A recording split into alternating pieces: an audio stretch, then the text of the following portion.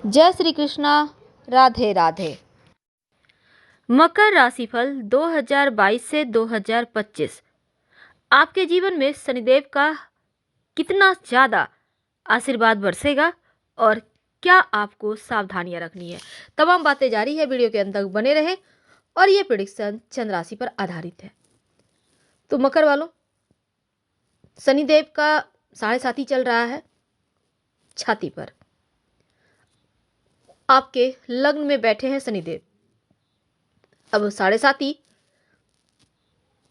का इस चरण को चरम पर चरण कहना ज़्यादा अच्छा रहेगा, क्योंकि ये एक ऐसा दौर है जब आपके जीवन में परेशानियां कुछ ज़्यादा ही होती है, लेकिन उसके बाद उजाले की ओर आप बढ़ते हैं।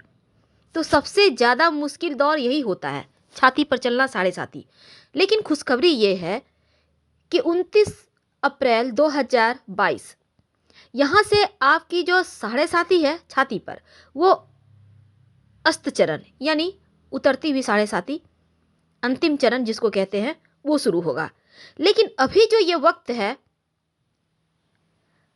ये हालांकि लग्न में बैठे हैं और कुंभ राशि में वो 29 अप्रैल 2022 को जाएंगे, पर 12 जुलाई 2022 को एक बार फिर से आपके लग्न में आ जाएंगे। तो आपकी जो छाती पर 7.5 है ना, ये जनवरी 2023 तक रहेगी। तो क्या होगा, पहले हम ये जानते हैं कि जनवरी 2023 तक क्या होने वाला है, फिर जानेंगे 2025 तक की भविष्यवाणी। देखिए, 7.5 का ये जो चरण है बहुत मुश्किल दौर है, जैसा कि हमने आपको बताया। अब इस समय चंद्र पर गोचर करता हुआ शनिदेव जो होते हैं, वो आपके स्वास्थ्य की समस्याओं को बढ़ाते हैं। जैसा कि अभी आपको परेशानी हल्की हल्की महसूस हो रही होगी। इस समय मान सम्मान पर थोड़ा सा, जैसे कलंक योग कहते हैं ना, बस ऐसा ही कुछ होता है। बेवजह आपके चरित्र पर दाग लगाए जाते हैं, बेवजह आपको परेशानियां मिलती है। रिश्तों में दूरियां आना, खासकर वैवाहिक जीवन में, या फिर सगे संबंधियों से बेवजह टेंशन, बेवजह दूरियां, समझ में नहीं आएगा कि छोटी सी बात इतनी बड़ी कैसे हो गई। तो ये समय ही कुछ ऐसा है, आपकी जो मानसिक टेंशन है वो बढ़ना, मानसिक शांति खो जाना, और ये सभी चीज़ें कहीं ना कहीं आपको एकदम से ऐसे हालात में फंसा देता है, लगता है जैसे आप अंधे कुएं में फंस चुके हों।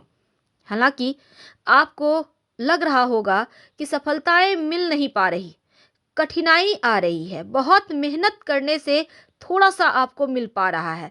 लेकिन एक बात है, अगर शुभ स्थिति में आपकी कुंडली में शनिदेव बैठे हो तो थोड़ा कष्ट कम होता है। कष्ट तो होगा पर थोड़ा कम होगा। लेकिन अगर कुंडली में भी शनिदेव बिगड़े हो तो यकीनन ये समय थोड़ा कठिन तो होगा आपके लिए। आपका स्वास्थ्य, आपकी जो एक रोग प्रतिरोधक क्षमता है, यानी वो इस समय थोड़ा कमज़ोर हो जाता है। यानी ज़रा सा ठंड हवा में निकले नहीं कि सर्दी हो गया, ज़रा सा ठंडे पानी से हाथ पैर धो लिए, नहाए नहीं कि बुखार हो गया। कहने का मतलब शरीर अंदर से थोड़ा कमज़ोर पड़ जाता है। मेहनत ज़्यादा करना होता है, फल कम मिलते हैं। अब आपका चूंकि पहला भाव जो लग्न है, जहाँ शनिदेव वर्तमान में बैठे हैं, 2023 तक रहेंगे, अगर 2 महीने को छोड़ दें तो जनवरी 23 तक। तो क्या होगा ना, लग्न का मतलब होता है आपका व्यक्तित्व, आपका स्वास्थ्य। इसलिए जब शनिदेव लग्न जहाँ बैठ गए हैं, उनको तो थोड़ा सा आपको ख्याल रखना होगा। तो ऐसे में अपने स्वास्थ्य का आपको ध्यान रखना है। नहीं तो अभी थोड़ा सा कोरोना का भी अभी चल रहा है, तो कहीं आप संक्रामक रोगों की चपेट में ना आ जाएं, कहीं वायरल जैसी चीज़ें कोई टेंशन में ना आपको डाल दे। तो ऐसे में आपको थोड़ा सा ध्यान रखना है। इसके साथ ही मानसिक टेंशन, जिसको हम कहते हैं अवसाद, बेवजह के डर, भय, या फिर उसको फोबिया कह सकते हैं। होता है ना डर बहुत तरह का, क्या होगा, नहीं होगा, कैसे होगा, तो ये चीजें आपको परेशान कर सकती है। इसलिए आपको अभी जनवरी 2023 तक बहुत सोच समझकर कार्य को करना है, और निर्णय लेने की क्षमता में भी आपकी जो थोड़ी सी हाँ ना जैसी स्थिति है, आप कहीं ना कहीं अंतर्द्वंद में हैं, तो स्पष्टता का अभाव दिखता है।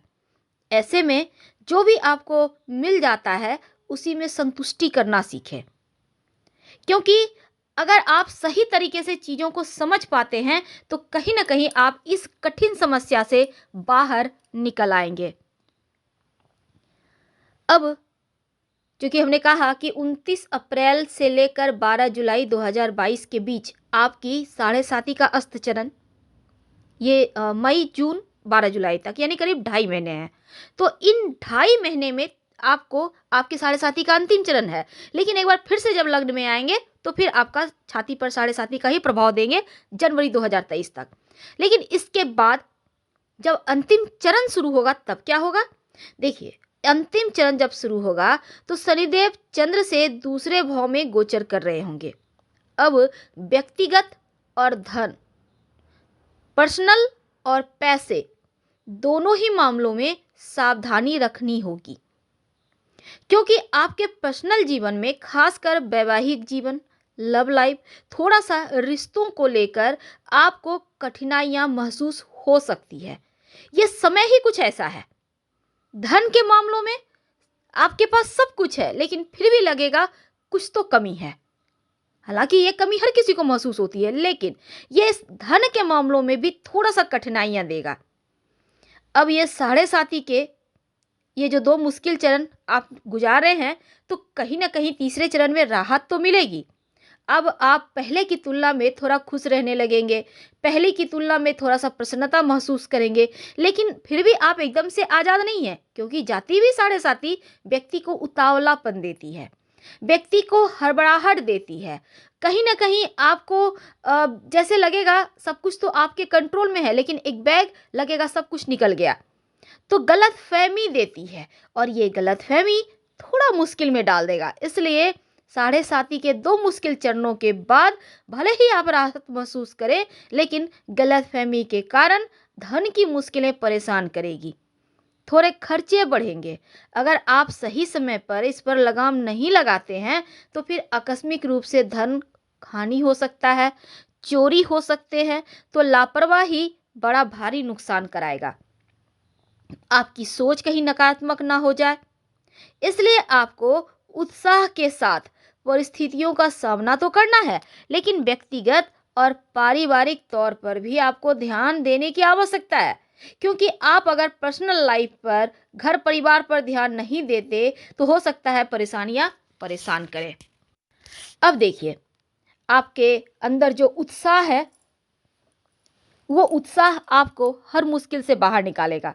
खासकर जो विद्यार्थी हैं, थोड़ा सा भटकेगा मन। वैसे भी मकर वाले जो बच्चे होते हैं उन बच्चों पर माता पिता को थोड़ा एक्स्ट्रा ध्यान देना चाहिए, क्योंकि ये बच्चे बड़े ही सॉफ्ट होते हैं, कोमल होते हैं, तुरंत ही गलत संगति के शिकार हो जाते हैं, भटकाव जल्दी भटकाव की तरफ आकर्षित होते हैं। इसलिए जिन भी माता पिता के बच्चे मकर के हों, मकर राशि के, उनको थोड़ा ध्यान भी रखना चाहिए लाइफ टाइम।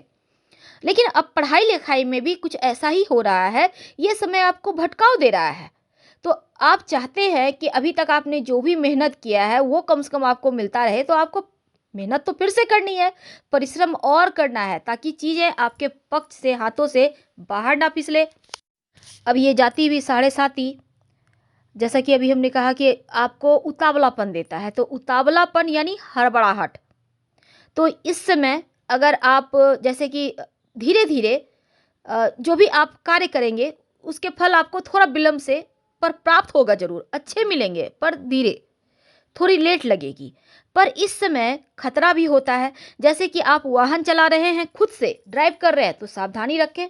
संभव हो तो उतरती हुई साढ़े साती के समय नॉन वेज, अल्कोहल से दूरियां बना लें। अब मान लेते हैं बहुत सारे घरों में ये बस खाने के ही होते हैं, तो लोग खाते हैं, तो हम ऐसा नहीं कहेंगे आप छोड़ दें, लेकिन कोशिश करें कम खाने की, और शनिवार के दिन पूर्णतया सात्विक भोजन खाएं।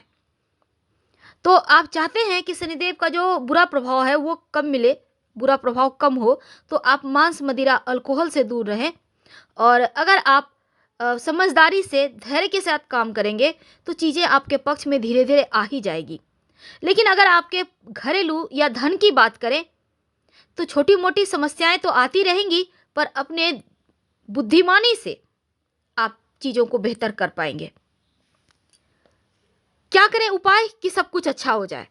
एक तो रोज शाम में ओम संग शनिश्चराय नमः इस मंत्र का जितना ज़्यादा जप करेंगे उतना ही अच्छा होगा, क्योंकि आपके ही राशि के स्वामी हैं, उनको बल आप प्रदान करते रहें। दूसरा, शनिवार के दिन अगर कष्ट ज़्यादा हो तब एक स्टील की कटोरी, नई कटोरी लीजिएगा, छोटी सी ही लें, कोई दिक्कत नहीं है। उसमें सरसों का तेल लें। शुक्रवार के दिन रात में अपने बेडरूम में सिरहाने रखकर सो जाएं, यानी पलंग के नीचे, चौकी के नीचे।